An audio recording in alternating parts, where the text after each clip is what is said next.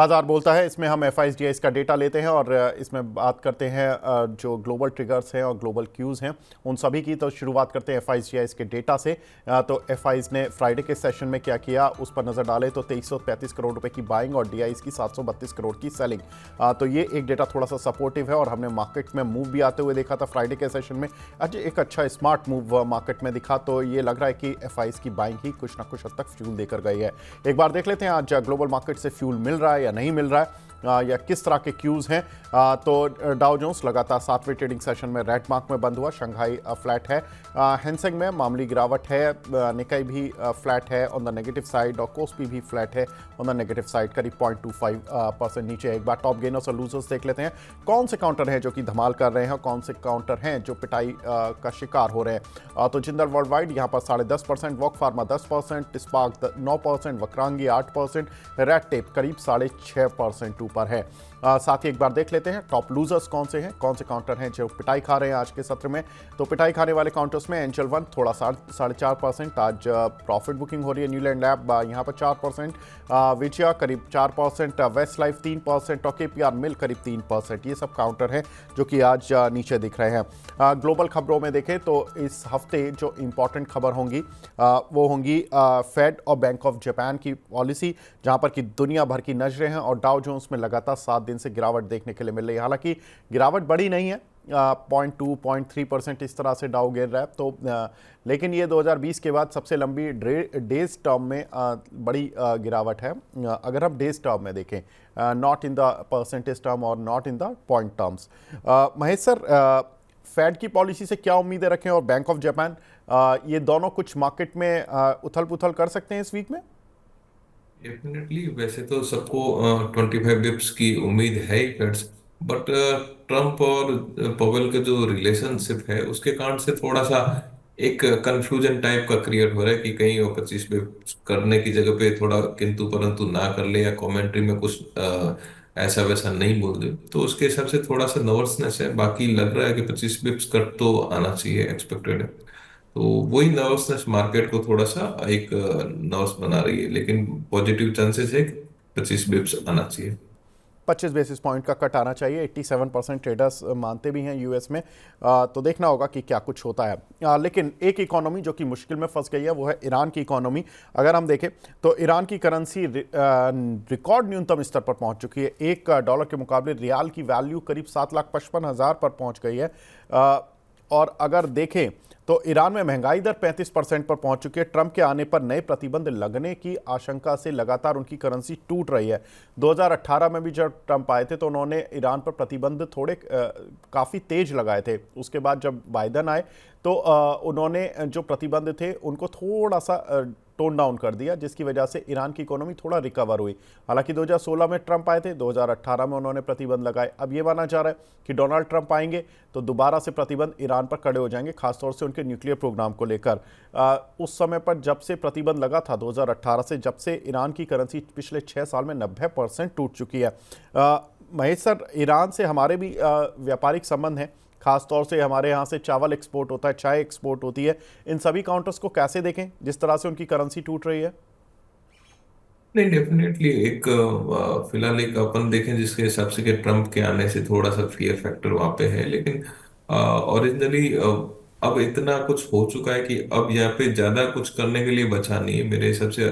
उतना कुछ आना नहीं चाहिए, लेकिन फिलहाल एक फियर है। और जो इनके रिलेशनशिप जिस हिसाब से चल रहे हैं, तो और भी कुछ अगर ईरान की तरफ से किंतु परंतु आता है या फिर कोई पॉजिटिवनेस दिखाई नहीं देगी तो फिर वो उसके हिसाब से चलेगा। तो मेरे हिसाब से तो फिलहाल ये टाइप के माहौल के अंदर थोड़ा साइडवेज रह के वेट एंड वॉच वाली स्थिति देखे तो ज्यादा बेटर रहेगा।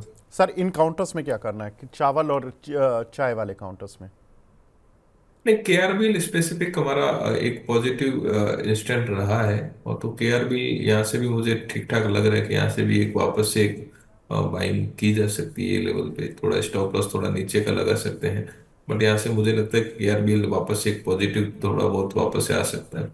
मीनवेल करेंसी के हिसाब से देखें तो थोड़ा वीकनेस है, बट ऐसा लग नहीं रहा है कि और ज्यादा कुछ उनके ऊपर आएगा। तो मुझे लगता है कि कहीं ना कहीं पे केआरबीएल है, एलटी फूड्स है, ये सारे स्टॉक्स कोई लोअर लेवल में मिलते हैं तो अकोमुलेट किए जा सकते हैं। जी, आज प्रोग्राम थोड़ा डिले शुरू हुआ है, लेकिन अंशुल जी हमारे साथ टाइम पर जुड़ चुके हैं। महेश सर भी जुड़े थे टाइम से ही, लेकिन अंशुल जी आपका स्वागत है। लक्ष्मीशी इन्वेस्टमेंट के हेड ऑफ रिसर्च हैं। गुड मॉर्निंग अंशुल जी। नमस्कार सर। नमस्कार महेश जी को। नमस्कार आपके सभी दर्शकों को। अंशुल जी, फटाफट से जानना चाहता हूँ, ये निफ्टी 110 पॉइंट नीचे है। फ्राइडे का सेशन तो बड़ा रोलर कोस्टर राइड था। किसी ने सोचा नहीं था कि 1000 पॉइंट सेंसेक्स जब नीचे होगा वहाँ से करीब 1000 पॉइंट ऊपर भी चला जाएगा। आज ऐसी राइड के लिए मार्केट तैयार है कि कोई प्लस साइड पर आ सकता है, या आपको लग रहा है डेटा थका हुआ है आज थोड़ा? देखिए सर, फ्राइडे तो हमारा एक्सपेक्टेड था। लोअर लेवल से हमने अपने क्लाइंट्स को Nifty bank Nifty buy initiate करके दी थी। डे हाई पे क्लोजिंग हुई। आज जरूर सुबह हम थोड़ा सा गलत हुए थे। जब प्रीवियस डे हाई के ऊपर बैंक निफ्टी सस्टेन कर रही थी तो हम ब्रेकआउट प्ले करने की कोशिश किए थे, लेकिन स्टॉप लॉस कट गया है। अब फिलहाल वेट एंड वॉच की कंडीशन में है, क्योंकि प्रीवियस डे की रेंज के अंदर जब तक मार्केट रहेगा तब तक बहुत मुश्किल है कि किसी एक साइड का डायरेक्शनल मूव आएगा। निफ्टी पे जहां पे डिप्स पे बाई करना चाहिए था उस रेंज के अंदर हम आ चुके हैं। प्रोबेबली इस रेंज में जैसी थोड़ी सी कोई रिजेक्शन कैंडल बनती है 15 मिनट चार्ट या 75 मिनट के चार्ट पे, तो फिर हम बाइंग इनिशिएट करेंगे। फिलहाल इतना ही कह सकते हैं कि हम उस रेंज में आ चुके हैं निफ्टी में जहां से फ्रेश बाइंग इमर्ज होनी चाहिए। लेकिन अभी डेटा उस हिसाब से बिल्ड नहीं हुआ है कि हम आउटराइट जाके बाई की रिकमेंडेशन दे दें। या तो 24,750 24,760 के ऊपर सस्टेन करें निफ्टी फ्यूचर तो फिर बाइंग इनिशिएट करेंगे, या फिर थोड़ा सा वेट एंड वॉच। ब्रॉडली आज के सेशन में एटलीस्ट सेकंड हाफ तक थोड़ा सा वेट एंड वॉच करना ज्यादा अच्छा रहेगा, क्योंकि एक बार स्टॉप लॉस कटने के बाद दूसरी बार पोजीशन थोड़े से ज्यादा एविडेंस के साथ लेना चाहिए। निफ्टी पे तो बना ही नहीं ट्रेड, बैंक निफ्टी पे बना था, उसका स्टॉप लॉस कटा है। तो हम थोड़ा सा 1-1.5 बजे तक थोड़ा वेट एंड वॉच के मूड में है। लेकिन ट्रेंड और डायरेक्शन और हमारा बायस तीनों बुलिश है। हम बाई ऑन डिप्स पे कहीं भी रिजेक्शन कैंडल का वेट करेंगे। जहां जी, भी एविडेंस दिखता है वहां से हम बाइंग ही स्टार्ट करेंगे। अभी भी मैं बेरिश नहीं हूं, ना मैं टॉप प्रिडिक्ट करने की कोशिश कर रहा हूँ। बिल्कुल ठीक है। तो थोड़ा वक्त देना पड़ेगा आज मार्केट में। और अंशुल जी अभी हमारे साथ हैं 1 घंटा, तो अगर कोई कैंडल बनेगी तो बिल्कुल उनसे कैंडल पर राय लेंगे। साथ ही एक और खबर, किसानों को बिना कुछ गिरवी रखे लोन की लिमिट बढ़ गई है, जो कि प्लेज रखकर, कोलेट्रल रखकर वो जो लोन लेते थे उसकी लिमिट पहले 1,60,000 थी, उसको बढ़ाकर अब 2 लाख कर दिया गया है। महेश सर, कैसे देख रहे हैं इस खबर को? जो सरकारी बैंक्स हैं उनके लिए, साथ ही किसानों के प्रोस्पेक्टिव में, और उसका असर जो होता है जनरली उनकी डिमांड अगर कुछ क्रिएट होगी, अगर उनको लोन ज़्यादा मिलेगा तो कहीं ना कहीं वो खेती बाड़ी के लिए जो पैसा लगाएंगे उसमें फर्टिलाइज़र कंपनी या जो एग्रीकल्चर से जुड़ी company like Rallis India, GAL, इन सभी पर क्या इम्पैक्ट पड़ने वाला है? डेफिनेटली गवर्नमेंट का फोकस जो है अब एक कैपेक्स बढ़ाने की ओर पे, या रूरल में पैसा लोगों के हाथ में देने, चाहे किसान वर्ग के हाथ में दो, चाहे मिडिल क्लास या स्मॉल क्लास, इन टाइप के जो का पार्ट्स है उसमें स्लोली गवर्नमेंट वापस से काम करेगी और फोकस है। और लगता है कि फर्टिलाइजर में स्पेसिफिक फार्मर्स को ज्यादा कुछ देने का वो ट्राई करेंगे, कारण कि फार्मर्स को देंगे तो शायद अपना एग्रीकल्चर में कुछ अच्छा खासा मूवमेंट हो सकता है। तो उसी स्टेप्स में ये कदम लिया गया है।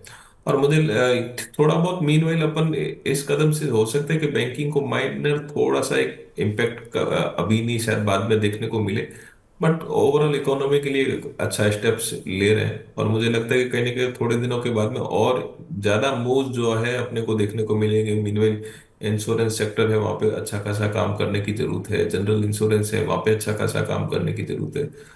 तो वो उस दिशा में भी मुझे लगता है कि कुछ ना कुछ और स्टेप्स लिए जा सकते हैं। बिल्कुल। तो यहाँ पर ये खबर भी सर ने बता दी है, लेकिन आगे बढ़ते हैं। HG इंफ्रा, यहाँ पर एक कंपनी को बड़ा ऑर्डर मिला है 862 करोड़ रुपए का NHAI से, और आंध्र प्रदेश में हाईवे बनाने के लिए ऑर्डर मिला है। अगर हम देखें तो 24 महीने में कंपनी को ऑर्डर पूरा करना है। इंपॉर्टेंट है कि पिछले हफ्ते भी 10 दिसंबर के आसपास भी कंपनी को 898 करोड़ रुपए का एक ऑर्डर मिला था उत्तर प्रदेश गवर्नमेंट से। साथ ही अगर देखें तो सितंबर तक कंपनी की जो ऑर्डर बुक थी वो 16,624 करोड़ रुपए थी, जबकि कंपनी का जो FY24 का रेवेन्यू है वो 5378 करोड़ रुपए था। यानी कि ऑर्डर बुक कंपनी की करीब कंपनी के रेवेन्यू से 3 गुना है, और कंपनी की जो ऑर्डर मिलने की रफ्तार है अभी तेज चल रही है। अंशुल जी, कैसे देख रहे हैं ऑन चार्ट्स HG इंफ्रा को? एजी इंफ्रा सर पूरा करेक्टिव ट्रेंड में था। उसके बाद ईयरली वीवैप और अगर वीकली चार्ट पे देखें तो 50 वीक मूविंग एवरेज से बाउंस बैक किया है। लोअर हाई का जो स्ट्रक्चर डेली चार्ट पे था उसको ब्रेक कर दिया है, तो हायर हाई हायर लो का स्ट्रक्चर वापस से फॉर्म हो गया है। तो चार्ट तो बुलिश दिख रहा है, बट स्टॉक में फ्रेश बाइंग आपको मोमेंटम आने पे करनी चाहिए 1530 के ऊपर। तो जैसे ही स्टॉक 1530 के ऊपर सस्टेन करेगा, आज एक बार अटेम्प्ट किया है बट वापस से नीचे आ गया है। एक आध अटेम्प्ट एक आध सेशन में और बनती है, तो 1530 के ऊपर जैसे ही सस्टेन करे फ्रेश बाइंग करना चाहिए। पहला टारगेट 1700 रहेगा, दूसरा टारगेट 1900 रहेगा, जो इसका प्रीवियस हाई भी है। तो चार्ट हमको अच्छा लग रहा है, प्री बजट रैली में चलता हुआ भी दिख रहा है। बिल्कुल। तो यहाँ पर एजी इंफ्रा पर भी राय मिल गई है, लेकिन कुछ एक खबरें जो कि इस हफ्ते में रहेंगी और उसका इम्पैक्ट भी देखने के लिए मिल रहा है। एक खबर जो कि पीसीजे स्टॉक स्प्लिट हो गया, काउंटर में स्टॉक स्प्लिट होने के बाद अपर सर्किट भी लगता हुआ दिखाई दे रहा है। महेश सर, कैसे देख रहे हैं पीसीजे को आफ्टर स्प्लिट? जिन दर्शकों के पास है वो घबराए नहीं, एक शेयर के 10 शेयर हो गए। तो आपको सिंपल सी चीज़ है कि जो स्टॉक की वैल्यू जो अगर 170-72 दिख रही है तो वो 17 रुपये दिखेगी। वेदांता में आज डिविडेंड को लेकर बोर्ड बैठक होने जा रही है। भारत सीड्स में 1:1 के बोनस घोषित हो चुका है, लेकिन उसकी रिकॉर्ड डेट है 20 दिसंबर। लिंक पैन में भी बोनस और स्प्लिट दोनों आ रहे हैं 20 दिसंबर को ही। तो इन चारों काउंटर्स पर डिस्कस करते हैं। महेश सर, पीसीजे पर आपकी क्या राय है? नहीं, देखिए, जहाँ से पीसी ज्वेलर्स के ने बैंकों के साथ में सेटलमेंट करना चालू किया था, वहां से 3 गुना ऑलरेडी हो चुका है। तो मेरे हिसाब से अब यहाँ पे थोड़ा थोड़ा अपसाइड में प्रॉफिट बुकिंग कर लेना चाहिए। जिनके पास में है वो धीरे धीरे एक अपसाइड के अंदर थोड़ा थोड़ा अपना प्रॉफिट बुकिंग कर सकते हैं। मुझे लगता है थोड़ा और अपसाइड मिलेगा इस काउंटर में। बट अगर आपने लोअर लेवल से लिया है तो आपको प्रॉफिट बुकिंग करना चाहिए। और हम डिस्क्लेमर देना चाहूँगा, हमने हमारे क्लाइंट्स को 65-66 की रेंज में पहले दिया था। उसके बाद में ये शायद 170-175 तक भी अभी गया है, जिसके हिसाब से आप बता रहे। तो थोड़ा बहुत प्रॉफिट बुकिंग एसेंशियल है, लेकिन थोड़ा और अपसाइड में एक्सपेक्ट कर सकते हो कि यहाँ पे थोड़ा और अपसाइड हो सकता है। दूसरा जी काउंटर है वेदांता। तो वेदांता यहाँ पे एक टेक्निकल टर्म्स भी एक अच्छा बना हुआ है, और मुझे कहीं ना कहीं पे लगता है कि ये यहाँ से भी स्टॉक्स अच्छा कर सकता है। तो ये स्टॉक्स में बने रह सकते हैं थोड़ा और टाइम, टेक्निकल टर्म्स में भी बने रह सकते हैं, और थोड़ा सा लॉन्गर टर्म व्यू लेंगे तो भी यहाँ से बने रह सकते हैं। वेदांता में थोड़ा और अपसाइड अपने को विजिबल मिल सकता है।